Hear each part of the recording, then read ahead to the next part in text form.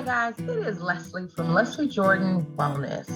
And today I just wanted to take a few moments to talk to you about reaching your goals and how self-care can be the game changer in your personal development plan. So it is now springtime. It's March here in Austin, Texas, which means that we have 40 degrees and 80-degree temperatures all in one day. So it is nice and sunny in the daytime, and it's also that time of year as we slide into spring, good weather, socializing, rounding out the school year if you're a parent or a teacher, where you really realize that you have maybe fallen off track of meeting your goals, especially if you set them at the beginning of the year. So I want to encourage you to keep working on those goals, rededicate yourself in the spring.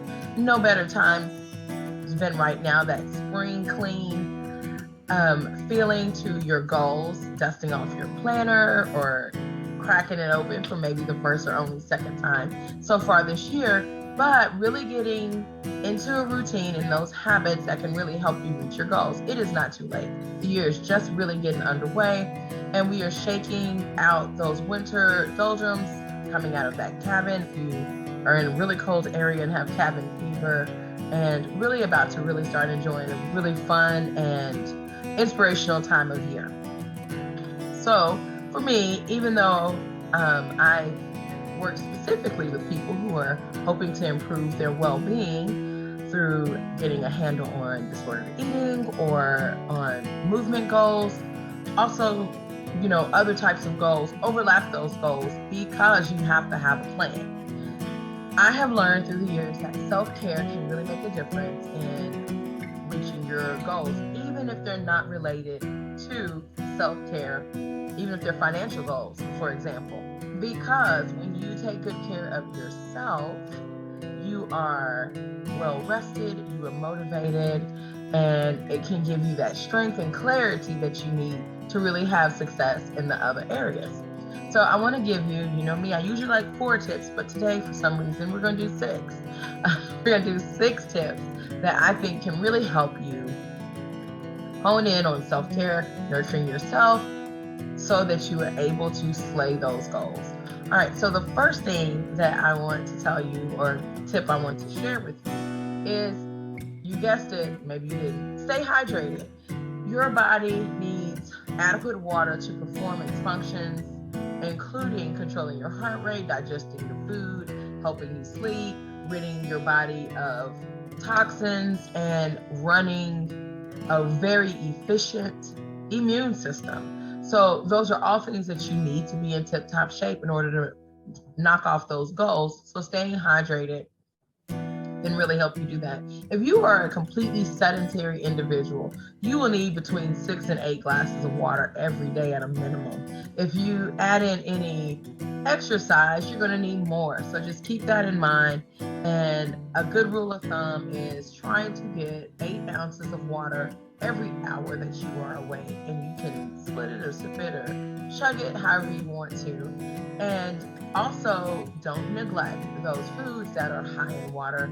I'm eyeballing over here a cantaloupe that I'm going to cut up and help eat. I love cucumbers. I love watermelon. Of course, it's not in season. Can't wait.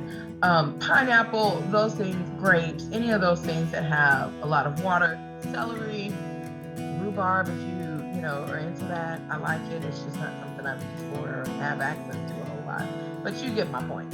So stay hydrated, foods and water. And of course, me, tea. Always want my tea. Sorrel, if you're of the Caribbean culture, or Jamaica is what my husband calls it in Latin. So, so hibiscus is very common in America to find in your tea aisle, hibiscus flowers or tea. So that's what I like. And you don't need to add sugar if you're using those dried flowers. They are high in vitamin C and they taste good. So anyway, just some tips. Stay hydrated. Also, the second tip is, while we're talking about hydration, staying active, moving your body more will help you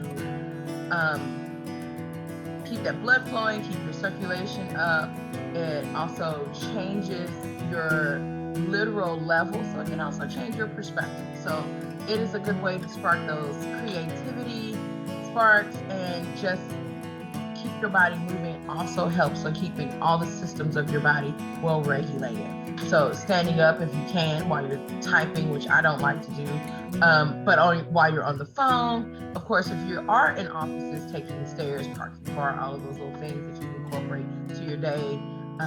If you are a Fitbit user, you know that chime that you can turn on 10 minutes at the end of the hour. Set an hourly alarm for the last 5 minutes of the hour so that you just get up, stretch your legs, take some deep breaths, keep moving. That is really good, as you will find that your body will maintain strength and flexibility, and of course it will help you all the way around with cardiovascular and sleeping well at night. So sleeping well, that brings me to my third tip: getting adequate rest. That sleep provides time for restoration and rejuvenation that your body needs. So go to bed and rise on a consistent schedule, as consistent as you can make it. So for me, this goal for my year, people know I've talked about it before, is getting to bed at a decent time. I am not quite hitting the mark on that yet this year. I know for me, I need to turn off my socials, screens especially, 2 hours before I go to bed, and I'm struggling with that as I try to build a new routine as a full-time entrepreneur. So my schedule has been flexible and probably a little too flexible. So I have the goal for this spring to tighten up on that. And I'm hoping this spring forward here in Texas, as we still do that, time change will help me as I lose an hour of sleep. So I'm hoping that will help me reset my schedule a little bit and be more intentional about that particular practice. I have been getting a daily nap though, and man, love it. So I'm getting the rest. It's just not quite how I want it. But I am going to work on that myself. And of course, if you're like me, need complete darkness or mostly dark, and I like music, but that's fine. You can sleep with that, but try to do a thing that does help me though. I will give this tip. It's a brain dump. I have a journal that's not a fancy journal. It literally is just a notebook, so I could dump all those thoughts before I lay down, because me, I will do what I think all entrepreneurs do, especially mompreneurs. We go through everything that happened for the day, where can we make changes, what needs to happen tomorrow, what needs to happen the day after, and we do that for every single person that we take care of. So it makes for busy mind trying to fall asleep. So I have a journal that I just jot all that stuff down, clear my mind, and I am developing a habit of a little meditation, a couple of poses, a couple of stretches before I go to bed, and it really does help. The fourth tip that I want to give you is find a way that self-care can help to manage your stress. Find those practices that allow you to relax. So whether that's a nightly bubble bath, or like me that, oh my gosh, sorry, I can see out my window and almost, this dude on a death wish. Car wreck, sorry. Whether it's that warm bath, or for me, it's hot tea and a quiet meditation. And not fancy. I'm not all in full lotus pose, which if I am ever found in full lotus pose, something is definitely happening to my legs. I'm under duress. Help me, please. But for me, I like to just sit down with my pillows, my bolster, and just sit, because I'm going to be writing. So I think about it and then I do my dump. So that is how I meditate, and there's no right or wrong way, whatever works for you. So the last two little tips I want to give you are, I want to encourage you, in any way possible, start delegating tasks that you don't need to do. Now, this is tough for those of us who have kids or people that we take care of, getting them to do things like wash dishes or pick up after themselves or their own laundry. But those are the types of tasks that you definitely can delegate. It will, hopefully, if it's a child, build some self-confidence there with that child, but it will also get you freed up for the things that you need to actually be concentrating on, the things that are actually going to contribute, those task habits and rituals that will contribute to you knocking your goals off. So delegate as much as you can, but delegate wisely. So I'm not going to ask my 9-year-old to take over food prep in our house because we never eat anything other than chicken nuggets, french fries, or a pepperoni pizza. And no, she loves to help cook for about 30 seconds, then she's gonna walk off, so she's burning the house down. But you get what I'm saying. So delegate wisely. The other tip, my last tip that I want to give you as far as making your goals a reality, being able to check them off, is to stay connected socially. I know this seems to be a distraction, but instead of always having FOMO and thinking you're missing out or feeling like you're missing out, stay connected. Keep your close relationships well cultivated with your family and friends. Make time in your schedule for those types of outings with friends, coffee dates, catch-ups, chats, family dinners, and family events.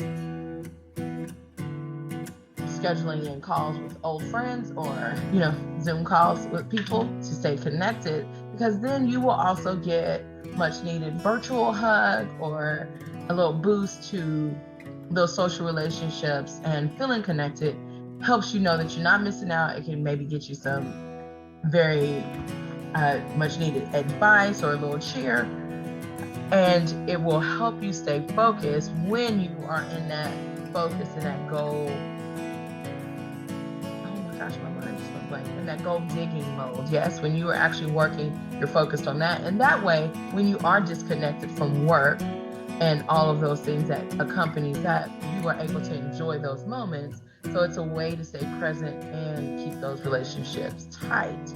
So those are my 6 tips, and I'll go back over them. Stay hydrated, stay active in the body as well as the mind, sleep well, manage your stress, stay connected, and delegate. I get them back to it, but delegate wisely and stay connected. So those are my 6 tips for you today, and I hope that they help you find the ability, time, energy, and motivation to refocus on your goals this year and get them done as we slide into spring, which will soon become summer, and all the things that summer brings that we would like to do. Having some progress, having some real wins for your goals and personal development will be a really big boost in a nice way to usher in this very beautiful time of year. I hope you have a great day, and I hope you always the best in wellness, well-being, and an awesome balanced life. So you have a great day. This is Leslie Jordan signing off until next time. Bye-bye.